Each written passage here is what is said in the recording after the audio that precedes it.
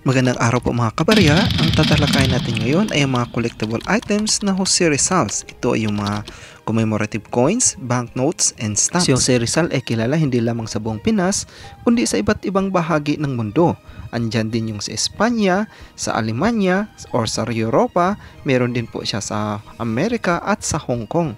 At dahil ginunit natin ang kanyang martyrdom last December 30, siya ngayon ang ating sisilipin sa ating mga collections. So unahin natin yung pinakasikat na 1 peso ngayon na makikita pa natin sa circulation.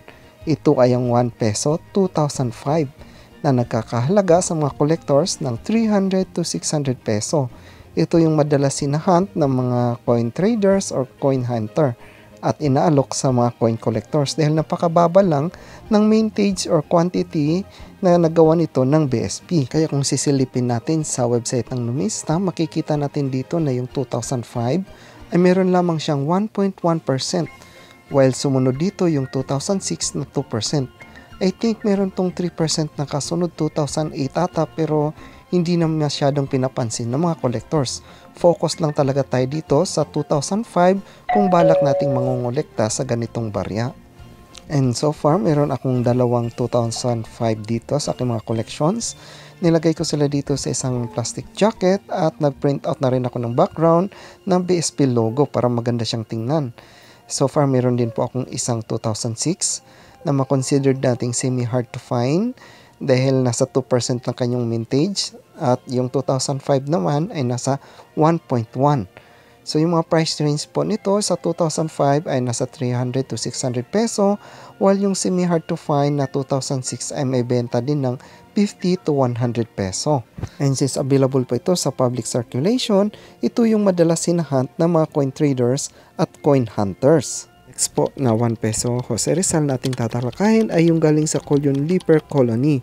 Ito po ay medyo controversial at medyo mataas yung demand ngayon sa mga collectors. Dati-dati walang may gustong mangolekta sa baryang ito dahil 100% sure pag-aari ito ng isang taong may leprosy.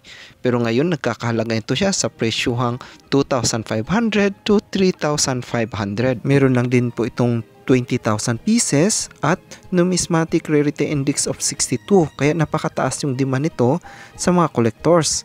Kamakailan lamang din ay nagawa dito ng pelikula ng mga artista nating Pilipino. Ito tayong napamagat na Collion. Napakasimpleng 1 peso coin lang po ito na Jose Rizal, nagawa na isang copper nickel, pero alam po nating lahat na napakatindi ng pinagdaanan nito. 1925 pa po yung barang ito, gawa ng mga Amerikano.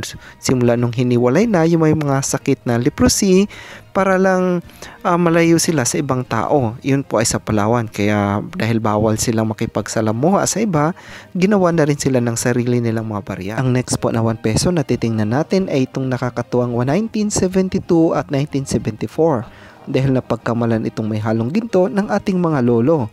Ito po siya ay nickel brass lamang at copper at may 12% na nickel, kaya medyo yellowish siya, kaya akala siguro ng iba ay may halong ginto po ito. Wala po ito siyang significant value, nabibili lamang ito sa halagang 75 to 100 peso pag maganda yung condition talaga, yung may mint luster at walang damage. Pero pag medyo borado na po, halos wala na po ito siyang value. However, mayroong isang coin dito na 1974 na proof finish siya. So yun po ay nabibili ng mga collector ng 1,000 peso pataas, depende sa condition, kasi minsan meron yun siyang nakabox pa. Kaya yun po ay mahal talaga yung bentahan. And the rest po na mga barya ay common na lang talaga siya. Kaya yan po pinagtabi natin yung dalawa para mapagkumparahan at makita ng maigi ang kaibahan ng proof at yung common na barya. Okay po, ang sumunod po na mga 3 pisong barya na Jose Rizal ay yung nakadikit dito sa frame ko. Ito po yung isa, yung sa bagong lipunan. Panahon po ito ni Marcos. Meron to siyang public circulated na coin at yung proof finish din po na coin na 1 peso. Na para yan siya sa year na 1975 at 1982. Gawa po yan siya ni Marcos, bagong lipunan series. Ayan. At yung sumunod na po, yung Jose Rizal na kalabaw, 1983 at 1994 at yung medyo maliit na version na kalabaw din. Okay po, so lahat po yan sila ay mga common coin na lamang maliban dun sa proof na 1 peso coin, yung EBL or ang bagong lipunan series. Now po, check na natin itong next ay mga silver coin na Jose Rizal. Okay, ito isa sa mga favorite na mga collectors, favorite ko rin. Ayun po, pansin nyo, nilalagyan ko pa siya ng plastic para yung capsule mismo ay maprotektahan, hindi siya hindi siya magkagasgas. Ano lang natin, labas lang muna saglit. Pahangin lang muna sila, minsanan lang naman. Kasi dito talaga nilalagyan ko ng plastic isa-isa bawat capsule. Okay, so ito po yung mga silver na Jose Rizal, ginawa ng 1961. Ito po yung 1861 and 1961. I think that's centennial niya. Ano bang nakasulat? Jose Rizal Centennial. Ayan, National Hero. Ayan, sa likod, nakasulat 1 peso. 1961, so, sino bang presidente nun? Si Marcos na. Okay, so, napakagandang mga silver coin. And then, kung may 1 peso, syempre, meron ding 50 peso. Ang tawag nila dito ay half centavo. Ayan, may plastic din siya. Kanya-kanyang plastic po sila para iwas gas-gas sa capsule. Kasi yung capsule, mura lang naman ito mabibili natin sa online, pero mas maigi yung protektahan. Ayan, ibo nakasulat sa likod. Ayan, half centavo, silver content po nito. May mataas din po at highly collectible. Pag Jose Rizal ay mataas yung demand sa mga collectors. Ayan, later na lang natin sila i-discuss by detail. Kasi medyo marami masyado yung mga Jose Rizal. Parang inventaryo na lang ako ngayon. Labas natin yung mga Jose Rizal. So aside from that, ano pa bang mga Jose Rizal? Ito. So ito yung mga silver na Jose Rizal proof. Isa sa mga napakataas ang demand. Napakataas ang demand sa mga collectors. Bakit? Kasi nung year 2018, yung mga ganitong coins na martyrdom, ayan, proof po yan siya, martyrdom. Nagkakahalaga lang po to siya ng 3,000 plus. Pero ngayon, hindi na po siya nababa ng 9,000 or 8,000. Mostly, nasa 10,000 pataas na to siya o 9,000 pataas. Depende sa kondisyon ng barya. So, ito po siya ay kompleto. Mayroong certificate, may box, and then yung coins. Ay, sobrang sikip. Hanap tayo yung medyo maluwang. Ayan. So, yung sa harapan, makita natin dito yung monumento ni Jose Rizal sa Luneta. Sa likod, yung bandila ng Pilipinas. Ayan, 500 peso. Highly collectible, pinag-akagawan ng mga collectors. So, kung meron ka nito ngayon, saswertihan na talaga. Kasi, 3 years ago, napakamura lang po ng presyo nito. Kaya maraming collectors or traders na pinakawalan agad nila. Dahil ngayon, napakataas na yung presyo, napakataas na ng demand. So, yun nga, umaabot na to siya ng 9,000 to 10,000. Depende na sa seller. Kung ibenta pa niya ng mas mababa. Kung makakuha tayo ng mas mababa, jackpot na yun. So, dapat may sleeve. Itong isa, wala siyang outer box. So, yun lang medyo nakakadismaya. Wala siyang outer box. So, maliban dun sa mga silver, meron din tayong mga blister pack. Yung mga nabili ko sa Bangko Sentral. Ito, ayan. Labasan lahat ngayon yung mga Jose Rizal. Ayan, mga blister pack from Bangko Sentral. Ito siya, yung pang ilang years ba to? 150 years birth anniversary of Jose Rizal. Nilabas noong 2011. Ayan. So, napakamura lang nito dati sa Bangko Sentral. Nabili ko, nasa 150 lang ata to. Masyadong mura lang to siya. Then, common lang din yung barya dito. Hindi siya proof like. Pero sa ngayon, sa mga bintahan, umaabot to siya ng 1,000 pataas. Pero dahil pandemic ulit, medyo medyo nagipit yung mga tao. Meron ka makikita nito biglaan i-rush sale nila, bargain sale bigla nasa 750 to 800. Pero yung price range niya talaga 1,000 pataas. Pinakamataas nakita ko nito sa online auction, umabot ng 1,500. Okay, so balik lang natin sila. Kasi marami pa tayong mga titingnan na Jose Rizal. Sobrang daming collection. Si Jose Rizal kasi ay napaka-famous na tao, hindi lang sa Pilipinas kundi sa buong mundo. Meron pa siyang titingnan nyo sa mga postal stamps, meron din siyang sa abroad. And then ito naman yung commemorative coin na latest. Ayan. Anong year ba to? Nandito ata sa likod. 2021 ata to. Check natin ano bang nakasulat dyan. 2021, ayan. So, Nordic Gold sa Bangko Sentral, 125 peso. So, ito yung nakakatawa sa kanya. 125 years commemorative coin. Ang sa likod po din nakasulat na 125 peso. Meron ako mga video nito na para dito lang intended. So ngayon parang mabilisan lang tayo. So 1, 2, 3, 4, 5, 6. So yun lahat Nordic. Ayan, mga Nordic Gold. Hindi po yan siya purong ginto, but Nordic Gold ang tawag ng Bangko Sentral.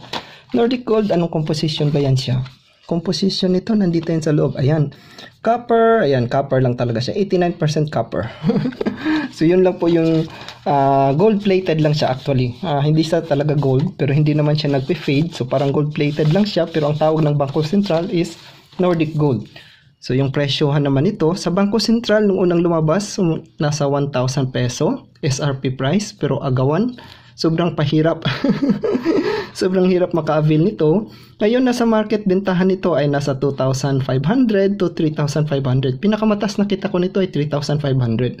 Pero ngayon, medyo bumaba siya, nasa 2,500. Biglaan lang yun. O kaya, rush. Yung emergency lang. May isang collector siguro na, halimbawa, may emergency, kaya bigla niyang ibebenta, ganun. So, 2,500. Kita pa rin siya actually kasi nga yung SRP nito sa Bangko Sentral ay 1,000 peso lang. So, tumubo pa rin siya ng 1,500. I-less pa natin yung gasolina niya or yung pagod niya. So, let's just say 1,500 yung puhunan niya at ibinenta niya ng 2,500. So, kita pa rin siya ng 1,000. Okay? So, pinakamataas nito ay nasa 3,500. So, yun po yung mga commemorative coin na Jose Rizal. Ayan, daming mga coins nito. Pag Jose Rizal. Tabi-tabi lang kayo. Saglit lang. Ililigpit natin. Kasi sisilipin naman natin yung mga banknotes. Alin ba yung mga banknotes? Perang papel na Jose Rizal. Sobrang dami. Si Jose Rizal yung pinakamaraming banknotes. Ayan. Hindi na makita sa camera.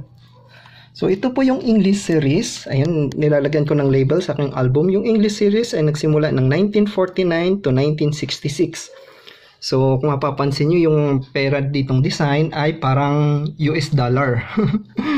Pero, gawang Pilipinas po yan siya. Kaya minsan, mapapansin nyo yung tao, alin ba dito? Meron dito mga foreigner. Okay. So dito si Jose Rizal sa 2 peso. Ayan. Yung sa likod niya ay si Magellan. Then sa harapan niya si Jose Rizal. Ito yung pinakaunang Jose Rizal. I think meron pang nauna dito talaga. Isilip natin yung isa pa. So sa English series to siya na perang papel. 1949 to 1966. So dyan si Jose Rizal may 2 peso. I'm not sure kung naabutan nyo pa ito. So ito yung mga centavos. Hanapin pa natin yung ibang Jose Rizal na posibleng naabutan ninyo. Okay, Jose Rizal, where na you? Okay, ito yung mga Marcos and Jose Rizal. Yun, 2 peso na Jose Rizal. Ayan. Pag alam ko, dalawang variant ito siya. Yung sa red na serial number. Okay, at meron ding black. At meron na siyang commemorative na print. Ito yung pagdalaw ni Pope John Paul II sa Pilipinas. Meron ba siyang year? Ayan, nakasulat. 1972. 1981, sorry.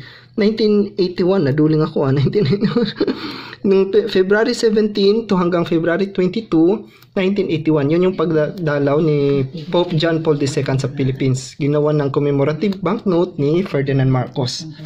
Maliban sa 2 peso, meron ding 1 peso. Meron ding 1 peso na papel na Jose Rizal. I think this one naabutan ko. So, saan pa ba yung mga Jose Rizal? Meron pa ba tayong Jose Rizal? Check ko lang ha. Naku, wala na.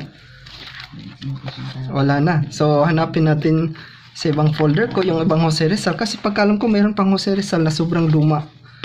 Saan na ba yun? Sa mga English series ata yun. Saan pa yung Jose Rizal natin?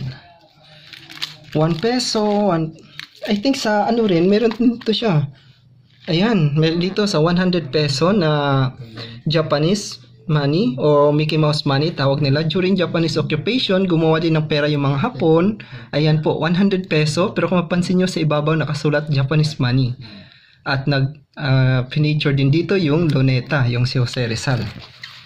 Ayan, sa 1 peso din, ang dami. So sikat na sikat si Jose Rizal kahit yung mga Japanese, feature siya. Kasi siya nga yung pinakakilala talaga.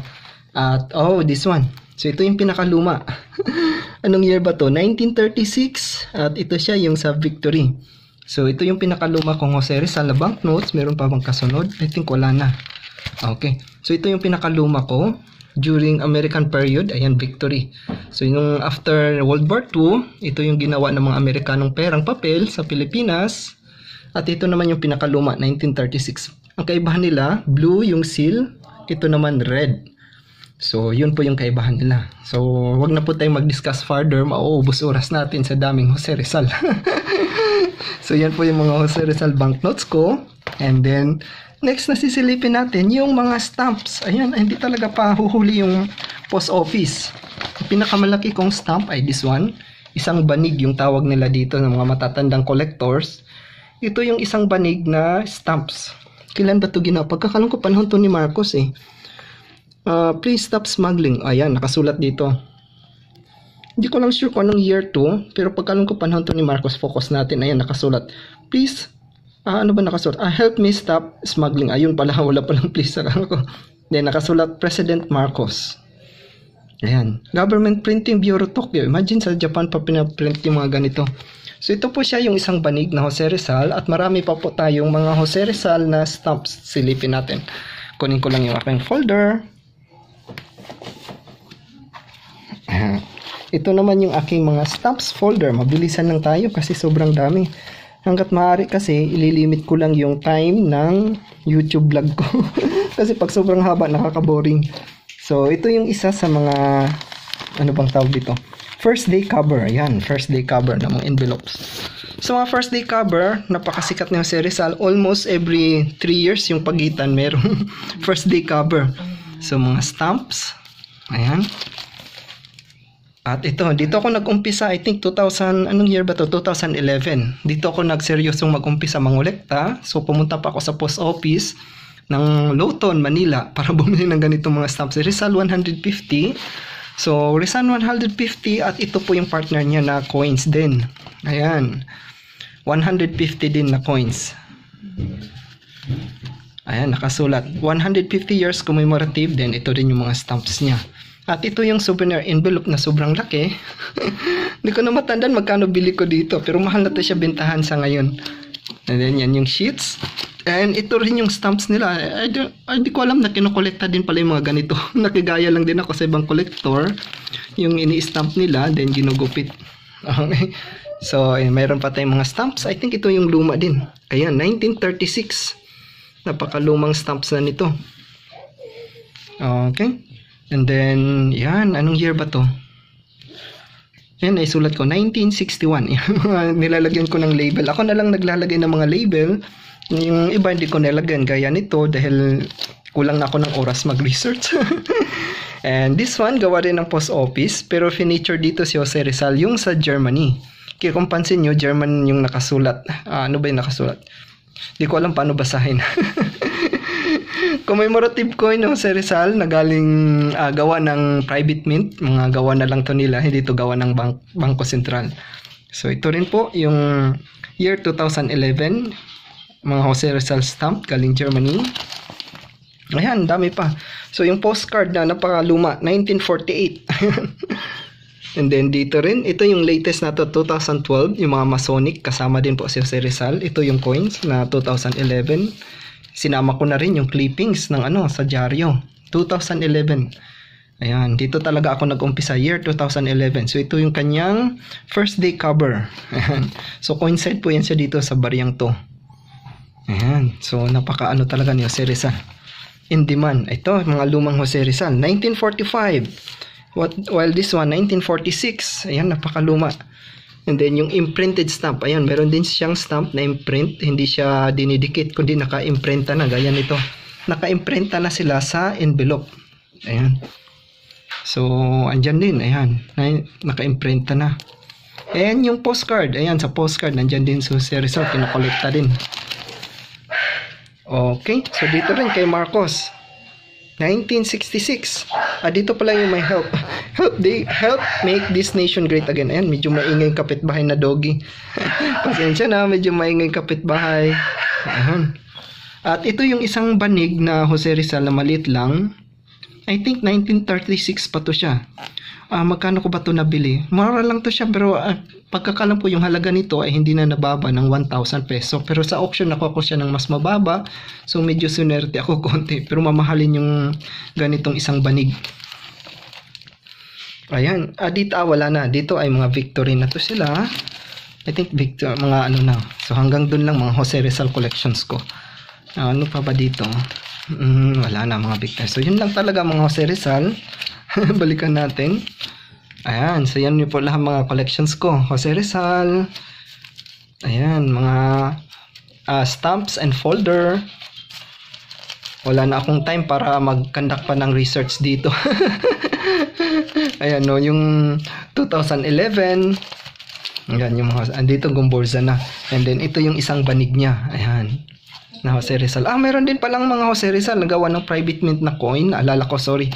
Merong gawa si Alamat, yung Jose Rizal na nickel, silver plated. And then meron din meron din siyang silver, si Alamat. At meron ding silver plated sino pa ba yung isa? Si Numis Works yan, kay Sir Amaro. So hindi ko nakuha, nandun sa cabinet ko. So meron din silang ginawang mga silver coins, commemorative coins. And then yung pinaka-latest na stamps ay this one. Dito na sila nahiwalay na, hindi na magkasya. So ito siya, nung year ba to ginawa? Year 2021. Ayan. So nung year 2021, side siya dun sa mga blister pack na blister. Nordic. Ayan. 2021. Ito pala yung magka-partner. So, yung stamps, gumawa din yung postal office at gumawa din yung Bangko Sentral. So, yan po lahat yung mga Marcos. Medyo binilisan lang natin dahil mahaba-habang oras kasi kung isa-isahin natin sila. So, maraming salamat mga kabarya. Yan po lahat yung mga Marcos tuloy. Jose Rizal pala. So, yan po lahat yung mga Jose Rizal collections ko. Banknotes, stamps, and coins collections. So, pag may time ako, isa-isahin natin. Check natin yung mga details nila. Sa ngayon, sobrang busy lang dahil Pasko. Hindi ko talaga mabigyan sila ng mas mahabang oras. Kaya, abangan na lang po sa mga susunod na episode. Gagawa po ako dito po ng iba pang mga videos. Tapos, i-check natin isa-isa si Jose Rizal para mabigyan natin siya ng mas mahabang oras. Okay? So, sa mga nanonood, sa mga hindi pa nakapag-subscribe, please click po yung subscribe and like, share, and comment. Sa mga gustong magtanong, please comment lang po. At ito na rin pala, balikan natin yung pinaka-controversial. So, ito po available sa circulation. So, mga gustong maging coin hunter, check nyo po yung sa circulation ninyo, yung piso-piso nyo. So, baka meron kayong 2005, mahal po yung bintahan yan. Nakakahalaga po yan siya ng 300 to 600 peso. 2005 po na 1 peso, ganito po ha. Huwag yung ibang 1 peso. Okay, so maraming salamat po mga kabarya. Merry Christmas po and Happy New Year. God bless po sa inyong lahat. So please support din po yung YouTube channel namin. Thank you po. Maligayang Pasko. So ito po pala mga kabarya, pahabol yung mga hindi ko nakuha kanina, nakalimutan ko sa cabinet, yung gawa ng Numis Works. So check natin yung silver plated, proof finish. Gawa to ni Sir Amaro ng kanyang grupo na Numis Works. Ayan, Numis Works collective, ano ba yung nakasulat? Collections. Year 2021 din po to siya. Yan, ginawan ko na lang ng background na photo. And then ito rin po yung gawa ni Sir Jericho from Alamat Commemoratives. So itong sa Alamat ay silver na plated. Silver talaga to siya, hindi na plated. Ayan, napakagandang barya po yung gawa ng mga private mint natin. At meron din po siyang certificate and yung write-ups. Meron din silang ginawa nitong plated. Ito siya. Dito yung pakaganda ng presentation ni Alamat. So sa silver plated, ayan po. Yung Jose Rizal, focus natin. Medyo nagbe-blurred. Medyo nagbe-blurred talaga siya. Sobrang kintab. Okay, so i-flash ko na lang sa screen. Maghanap ako ng magandang photo. So yan pa silang tatlo, yung gawa ng mga private mint. Silver plated, and silver talaga na Rizal. Ayan. So maraming salamat po and congratulations po sa mga private mint natin. Sa ngayon marami nang nagsilabasan pa na private company or private groups na gumagawa na rin ng mga barya. But so far, ito silang dalawa yung first na nag-initiative talaga. Maraming salamat mga kabarya. Please support nyo rin po yung aking channel. Please click like, subscribe, and comment din po kung may mga katanungan. Maraming salamat po at maligayang Pasko.